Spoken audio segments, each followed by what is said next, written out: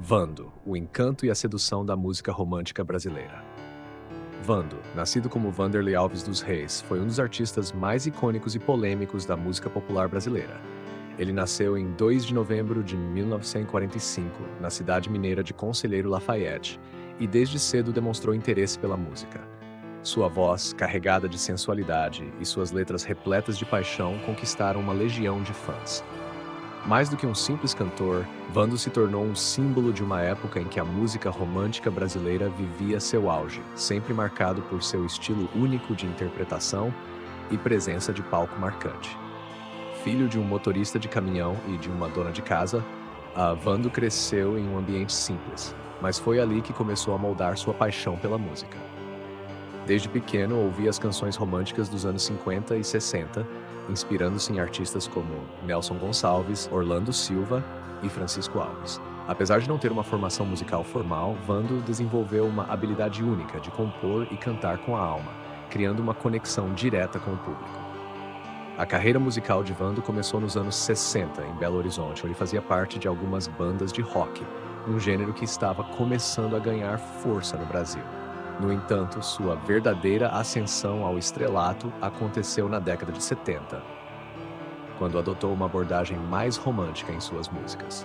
Seu primeiro grande sucesso foi com a canção Helena, lançada em 1973. A partir daí, ele passou a ser conhecido como o Rei da Calcinha, um apelido que pode parecer provocativo, mas que de certa forma refletia o fascínio que exercia sobre seu público feminino. Um dos maiores fenômenos de sua carreira era sua tradição inusitada durante os shows, o ato de atirar calcinhas para o público e também receber inúmeras peças íntimas de suas fãs. Esse gesto, que começou de maneira espontânea, virou uma marca registrada de suas apresentações. Os shows de Vando não eram apenas sobre música, eram verdadeiros espetáculos de sedução.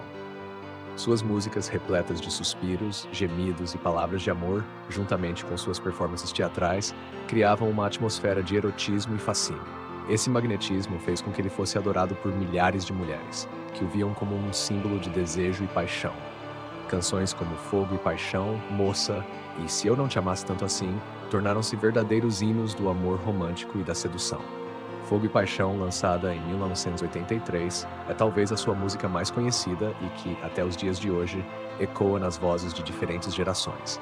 Com sua letra repleta de metáforas e exageros passionais, como Você é luz, é raio, estrela e luar, a canção encapsula o estilo melodramático que se tornou a marca registrada de Vando. É impossível ouvir seu sucesso sem ser transportado para um mundo onde o amor é vivido de maneira intensa, muitas vezes sofrida, mas sempre com uma dose de prazer. Sua aparência também contribuía para seu sucesso. Vando cultivava um visual característico, cabelos cacheados, roupas apertadas e gestos sedutores. Ele sabia exatamente como se comunicar com seu público. A mistura de um certo cafona com charme inegável fazia com que suas apresentações fossem esperadas com ansiedade por suas fãs. Ele personificava o arquétipo do amante latino, aquele que trazia consigo o desejo e a promessa de uma noite inesquecível. Mesmo com todo o sucesso, Vando enfrentou críticas. Muitos o consideravam exagerado e apelativo. Suas músicas, com letras carregadas de erotismo, muitas vezes eram vistas como bregas e de mau gosto por parte da crítica. No entanto, ele sempre soube lidar bem com essas críticas, entendendo que seu maior trunfo era a conexão visceral que tinha com seu público. Para ele, o importante era fazer com que as pessoas sentissem, que fossem tocadas por suas canções e performances, e isso ele fazia como poucos. Além das críticas, Vando também enfrentou desafios em sua vida pessoal. Ele sempre foi uma figura cercada de mistério, especialmente em relação aos seus relacionamentos amorosos. Embora fosse um ícone de desejo para muitas mulheres, Vando mantinha sua vida pessoal bastante reservada. Algumas polêmicas surgiram ao longo dos anos, principalmente envolvendo seus comportamentos extravagantes e a sua imagem pública exageradamente sensual. No entanto, mesmo esses momentos de controvérsia apenas alimentaram ainda mais sua fama. Nos anos 90, com a chegada de novos estilos musicais, como o pagode e o sertanejo, a música de Vando passou a ser vista como ultrapassada por alguns, mas ele nunca perdeu o carinho de suas fãs fiéis. Mesmo com a transformação do cenário musical brasileiro, ele continuou a se apresentar e a lançar novas músicas, sempre mantendo a essência que o consagrou. Seus shows continuavam a lotar e as calcinhas continuavam a voar no palco. Em 2012, o Brasil se despediu de Vando. Ele faleceu no dia 8 de fevereiro, aos 66 anos, após sofrer um infarto. Sua morte foi recebida com grande comoção, especialmente por seu público feminino, que o via não apenas como um cantor, mas como uma figura que havia marcado profundamente suas vidas. O Rei da Calcinha partiu, mas deixou um legado inegável na música brasileira. Suas canções continuaram a ser tocadas em festas, casamentos e momentos especiais, provando que o amor e a paixão que ele cantava eram universais e atemporais. O impacto de Vando na cultura popular brasileira vai além de suas músicas. Ele foi um pioneiro em criar uma persona pública que era ao mesmo tempo provocativa e vulnerável. Sua imagem de galã exagerado, que em certos momentos flertava com o ridículo, nunca deixou de ser autêntica. Ele sabia exatamente quem era e o que representava, e nunca tentou esconder isso.